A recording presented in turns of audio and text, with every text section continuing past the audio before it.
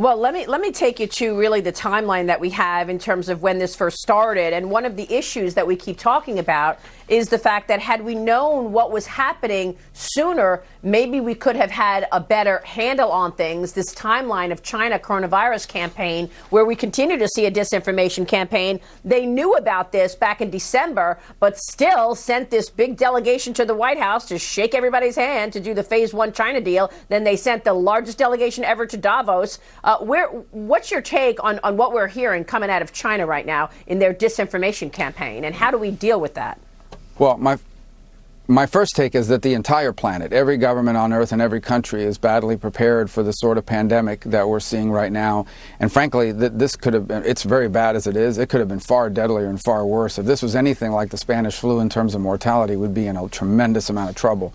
The Chinese made that far worse because the way you respond to something like that in a global event of that magnitude is you immediately declare it to the world, you bring in all of the experts and you start working and you try to contain it to the place where it starts. You try to keep it from leaving there and getting to other places. And instead, what Chinese authorities were interested in was their image. They didn't want to look bad. They didn't want to look like they had a problem. And so they covered it up and they punished the people who actually spoke about this openly. And they weren't open to researchers. They didn't share the original virus, or they didn't even disclose human-to-human transmission until very late in December. And everybody was really lost 4 to 6 weeks here in responding. We could have been 4 to 6 weeks ahead of this had they been more transparent. That doesn't absolve us of missteps that we've made or people in Europe have made or someone else has made, but I can tell you it was made much harder by the fact that not only did the Chinese not disclose it, they bullied a bunch of countries into not cutting off flights. And so these cases got into other countries as well because they didn't do what President Trump did here. Well, we also remember an article from Chinese state media that reminded the world that, hey, all of the prescription drug active ingredients are produced in China. So if the Chinese Communist government decides to hold back and not export any of those active ingredients, well, then that's what happens. Beijing can do that. They will stop sending prescription drugs that are so badly needed in the United States. How do we trust a partner on the global stage when we hear things like that? We know that the Communist government runs the state media in China.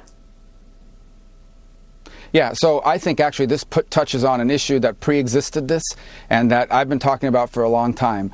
And that is that from time to time, the free market, which we all support, reaches conclusions that are very efficient but aren't in our national interest.